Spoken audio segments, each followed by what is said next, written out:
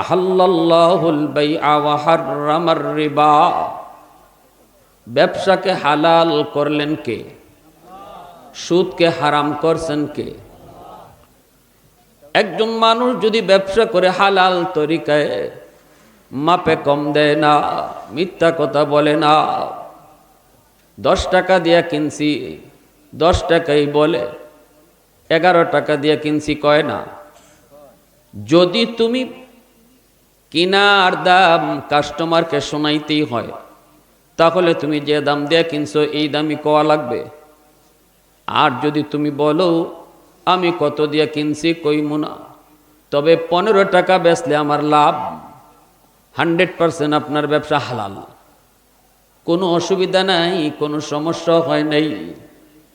কিন্তু যদি তোমাকে কিনা দাম বলতেই হয় রে যুবক, তবে যে দামে কিনছো এই দামই কোয়া লাগবে।